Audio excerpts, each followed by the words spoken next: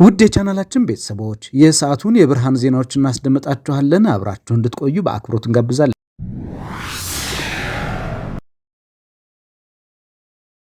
በአዳማ ከተማ ከሰሞኑ አክራሪ በሆኑ ጉዳዮች ላይ የብልጽግና ፓርቲ ማዕከላዊ ኮሚቴ ስብሰባ ማካሄዱ ታወቀ።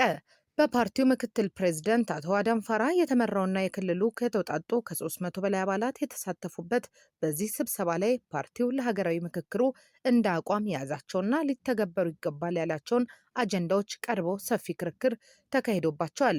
በተለይም ለሀገራዊ ምክክር የተዘጋጁና አከራካሪ የሆኑ የህገ መንግስት ማሻሻያ ሀሳቦች በሁለት የፓርቲው ከፍተኛ አመራሮች የቀረቡ ሲሆን ከነዚህም መካከል የራስን ዕድል በራስ የመወሰን እስከ መገንጠል የሚለው ህገ መንግስታዊ ድንጋጌ ውስጥ እስከ መገንጠል የሚለው ሀረግ እንዲሰረዝ የሚለው ይገኝበታል። በተጨማሪም የኦሮሚያ ክልል በአዲስ አበባ ላይ ያለው ልዩ ጥቅም የሚለው ድንጋጌ ቀርቶ ወደ የጋራ ጥቅም እንዲቀየር የሚል ሀሳብ ቀርቧል። አሁን ያለው የክልሎች አወቃቀር ለሀገር አንድነት ስጋት ነው ተብሎ ስለሚታመን ክልሎች በቋንቋና በማንነት ሳይሆን በጂኦግራፊያዊ አቀማመጥና በኢኮኖሚ ትስስር ላይ ተመስርተው እንዲዋቀሩ የሚል አጀንዳ በዋነኝነት ቀርቧል። ከዚህ ጋር ተያይዞም አዲስ አበባና ድሬዳዋ ራሳቸውን የቻሉ ክልሎች እንዲሆኑና በፌዴሬሽን ምክር ቤት ውስጥ እንዲኖራቸው የሚሉ ነጥቦች ተነስተዋል። በመሬት ባለቤትነት ረገድም መሬት የመንግስትና የህዝብ ብቻ መሆኑ ቀርቶ የግል ባለቤትነትን እንዲያካትት ይህም መሬትን እንዳስፈላጊነት ለመሸጥና ለመለወጥ እንዲሁም ለኢንቨስተሮች ዋስትና ለመስጠት እንዲያስችል ማሻሻያ እንዲደረግ ተጠይቋል። ከቀረቡት አጀንዳዎች መካከል በተለይ ክልሎች በማንነት ሳይሆን በጂኦግራፊና በኢኮኖሚ ይዋቀሩ የሚለውን ሀሳብና የኦሮሚያ ልዩ ጥቅም ቀርቶ የጋራ ጥቅም ይሁን የሚሉትን ነጥቦች የኦሮሚያ ክልል አመራሮች በጽኑ ተቃውመውታል። በሌላ በኩል በህገ መንግስቱ መግቢያ ላይ የሚገኘው እኛ የኢትዮጵያ ብሔር ብሔረሰቦችና ህዝቦች የሚለው ሀረግ በእኛ ህብረ ብሔራዊ ኢትዮጵያዊ ህዝቦች በሚል እንዲተካ ፓርቲው አቋም መያዙ ተገልጿል። ይህ ትግል፣ ፍልሚያ፣ ውጊያ ለእናንተ አዲስ ጉዳይ አይደለም ሲሉ ጠቅላይ ሚኒስትሩ ተናገሩ። ጠቅላይ ሚኒስትር አብይ አህመድ በደብረ ማርቆስ ተገኝተው ትግል፣ ፍልሚያ፣ ውጊያ ለእናንተ አዲስ ጉዳይ አይደለም በማለት ነገር ግን በየዘመናቱ ከሞትና ከኪሳራ ውጪ ያተረፈው ነገር የለም ሲሉ ለአካባቢው ማህበረሰብ ገለጹ። ጠቅላይ ሚኒስትር አብይ አህመድ ከጎጃም አዲስ አበባና እዛው በአካባቢው በተፈጠሩ ሽፍቶች ምክንያት የትራንስፖርት አገልግሎት እንደተስተጓጎለ እንዲሁም ሰላም ከሌለ ልማት እንደማይኖር በመግለጽ የአካባቢው ማህበረሰብ ትግልና ፍልሚያ አዲስ እንዳልሆነ አንስተው ለሰላም በጋራ ልንታገል ይገባል ሲሉ ጥሪ አስተላለፉ። የሀገሪቱን ሰላምና ልማት ለማረጋገጥ ከሽፍትነት ከጦርነት ይልቅ ወደ ሰላማዊ የፖለቲካ ውይይት መምጣት እንደሚገባም ገልጸዋል።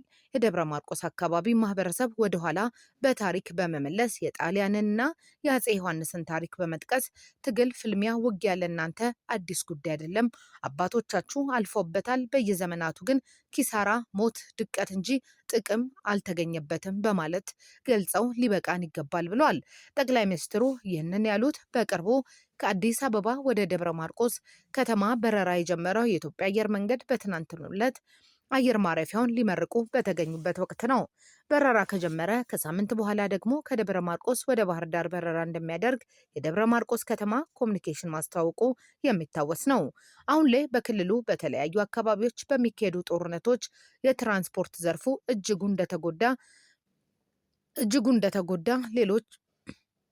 እንደተጎዳ ይታወቃል።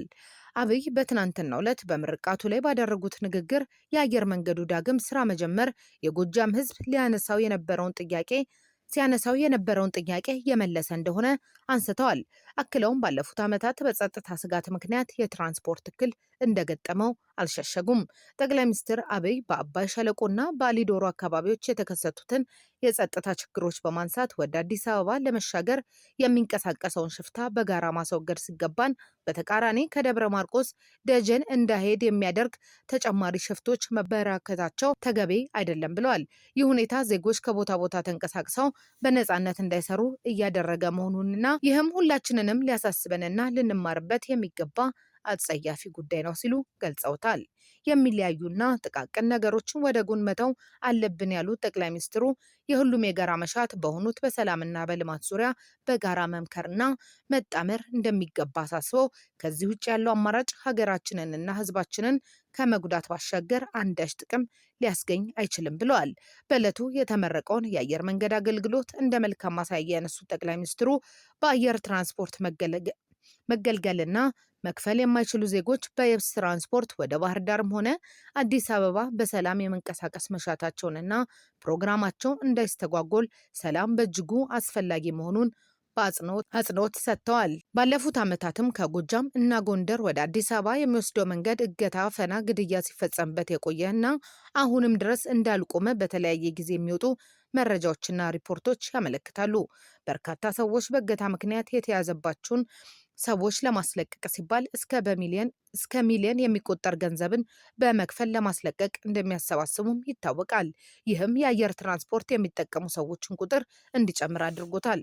በክልሉ ደግሞ በተለያየ ጊዜ በሚጣሉ የእንቅስቃሴ ገደቦች ደግሞ የየብሱ ትራንስፖርት እክል ላይ ሲጥለው መቆየቱ የሚታወስ ነው።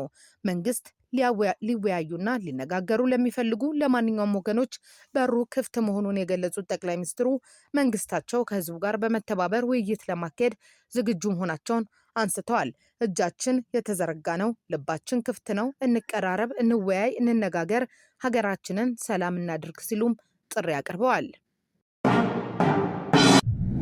በዋናው ሀገራዊ ምክክር ዋዜማ ኮሚሽነሯ በፍቃዳቸው ኃላፊነታቸውን ለቀቁ። ከሀገራዊ ምክክር ኮሚሽን አባል ኮሚሽነሮች መካከል አንዷ ኃላፊነታቸውን በገዛ ፍቃዳቸው መልቀቃቸውን ተሰምቷል። ኃላፊነታቸውን በገዛ ፍቃዳቸው የለቀቁት አባል ኮሚሽነር ኮሚሽኑ ውስጥ ከተሾሙት 11 ኮሚሽነሮች መካከል አንዷ የሆኑት ብሌን ገብረመድህን ናቸው። ብሌን ኃላፊነታቸውን የለቀቁት በግል ጉዳይ ምክንያት በሚል ባቀረቡት የስራ መልቀቂያ ጥያቄ መሰረት መሆኑን የገለጹት የዋዜማ ምንጮች በኮሚሽኑ ከተሰጣቸው ኃላፊነት ምክንያት ረጅም ጊዜ ወስዶብኛል ያሉትን የዶክትሬት ዲግሪ ትምህርት ለማጠናቀቅ ጊዜ እንደሚያስፈልጋቸው መጥቀሳቸውን ጠቁመዋል። ኮሚሽኑ የሀገራዊ ምክክር ጉባኤ የሚጀመርበትን ቀንና አጀንዳዎችን በሀገር ውስጥ መገናኛ ብዙኃን በቀጥታ ስርጭት ይፋ ባደረገባቸው መርሃ ግብሮች ላይ ብሌን ያልተገኙ ሲሆን ሌሎች ኮሚሽነሮች ግን በእነዚሁ መርሃ ግብሮች ላይ ታይተዋል። ከ4 ዓመት በላይ ከ11 ኮሚሽነሮች መካከል አንዷ በመሆን ያገለገሉት ብሌን ኮሚሽኑ የሀገራዊ ምክክር ጉባኤውን መቃረብ ተከትሎ ከተለያዩ ባለድርሻ አካላት ጋር ባካሄዳቸው ውይይቶችና ሌሎች ቅድመ ዝግጅቶች ላይም አልተሳተፉም።